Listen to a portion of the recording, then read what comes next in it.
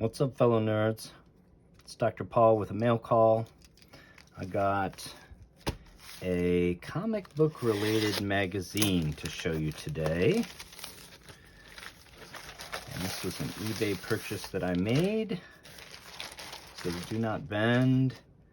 Looks like it, well, we'll see. I'm reserving judgment only because the cardboard that was used has a fold in it, which frankly is a no-no. See this? It says do not bend, but then they put it between two pieces of cardboard that already had, and they even lined them up so that they're folded. So this is obviously a place where it's natural for it to bend. So that's not a very good job. That said, looks like the book arrived in pretty good shape. And so we won't complain. So what is this? Epic Illustrated, number 3. Why do we care? Well, Epic Illustrated was a book put out by Marvel that was outside the comic code. That's why it's in a magazine format. Why was it outside the comic code? So that we didn't have to conform to the comic code authority. We could do things that were a little bit more adult themed. This was intended to compete with Heavy Metal magazine, and I think it did a reasonable job. You can see that the ads here don't conform to the rules in comics, right? We have guys smoking, lighters, ads for cigarettes and lighters. Why do we care about this book?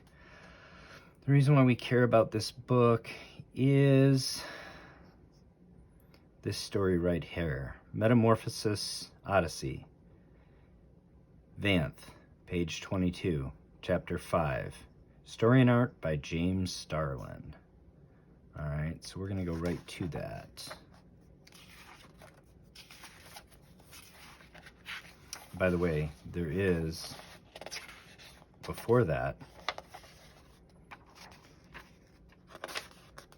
really great Elric of Melniboné by Roy Thomas and P. Craig Russell adaptation of the Michael Moorcock original material. Stunning. There's a lot of really good stuff in these magazines. But here's what we're interested in. This is a story by Jim Starlin, he who created Thanos and is responsible for so much of our favorite moments in the comic cinematic experiences. So this story continues on page 67. I'm going to jump ahead to that because I already know where kind of the cool thing that we're waiting for is. It's here. So this is the first appearance of Dreadstar. And as I said, it's got a number of other really great stories. It is a bit more, it is a bit racy.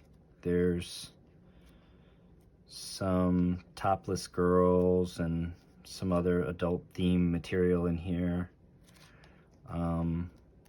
Similar, like I said, along the lines, if you're familiar with Heavy Metal magazine, the content is similar. Got this Paul Gulacy cover. So I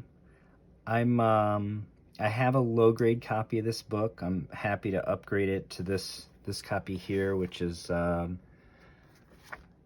has a few flaws, but actually, you know, it also has some pressable defects, and I'm confident is, you know, 8-9 range, which is I'm very happy with for my personal collection. So just wanted to share that with everybody and say, you know, if you're not familiar with these magazines, they're definitely worth checking out. They have some cool first appearances in them.